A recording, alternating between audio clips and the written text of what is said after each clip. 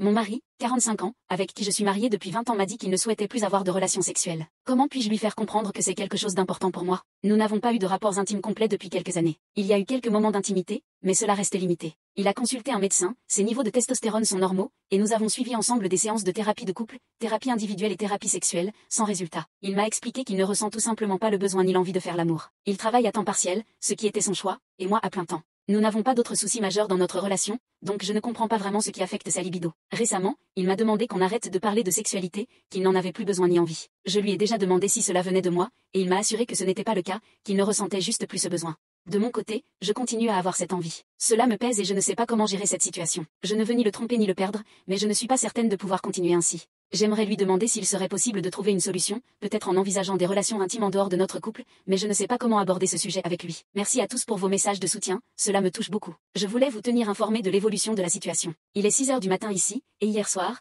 nous avons eu une longue discussion qui a duré 4 heures. Malheureusement, elle s'est mal terminée, et il a décidé de partir chez un ami pour la nuit. Pour clarifier certaines choses, ces tests médicaux montrent que ses niveaux hormonaux sont tout à fait normaux pour son âge. Les médecins n'ont trouvé aucune raison médicale qui expliquerait sa baisse de libido. Nous dormons ensemble chaque nuit, et je sais qu'il est physiquement capable d'avoir des érections, ce qui rend la situation encore plus frustrante. Certaines personnes m'ont demandé s'il était déprimé, et bien que je ne pense pas que ce soit le cas, il est difficile de savoir ce qui se passe vraiment dans l'esprit de quelqu'un. Il avait mentionné que son précédent emploi le stressait, alors nous avons décidé qu'il passerait à un temps partiel. Pour ceux qui se demandent si je suis restée avec lui pour des raisons financières, je tiens à préciser que je gagne 70 000 livres sterling par an, alors que lui gagne entre 10 000 et 15 000. Ce n'est donc pas une question d'argent.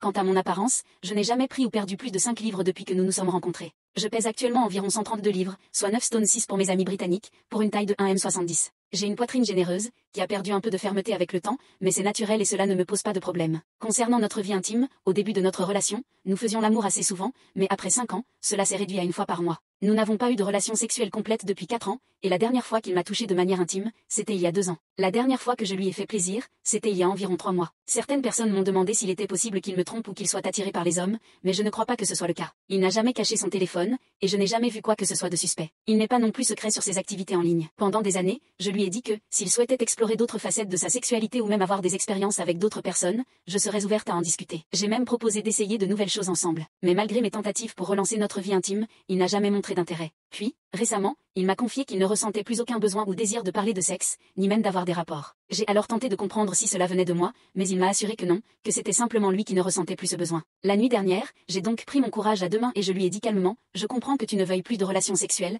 mais pour moi c'est important. Je ne veux pas te forcer, mais il faut que nous trouvions une solution. Soit tu es d'accord pour que je cherche cette intimité ailleurs, soit nous devrons envisager de nous séparer. Cette conversation a malheureusement dégénéré. Il m'a dit que je me concentrais trop sur ce besoin, et que cela prouvait que je ne l'aimais pas autant que je le prétendais. J'ai tenté de lui expliquer que mes besoins sont tout aussi valides que les siens, mais il est parti en colère. Depuis, il a partagé cette situation avec ses amis, et j'ai reçu des messages peu sympathiques de certains d'entre eux. J'ai donc pris une décision difficile, je lui ai envoyé un message pour lui dire que je ne peux plus continuer ainsi. S'il souhaite rester dans notre maison, je paierai seulement ma part des frais, mais une fois que la maison sera vendue, nous prendrons chacun notre chemin. Je suis triste que notre relation en soit arrivée là, mais je ne peux plus continuer à vivre sans ressentir de respect mutuel. J'ai fait tout ce que je pouvais pour essayer de résoudre nos problèmes, mais il est clair que nous ne sommes plus sur la même longueur d'onde.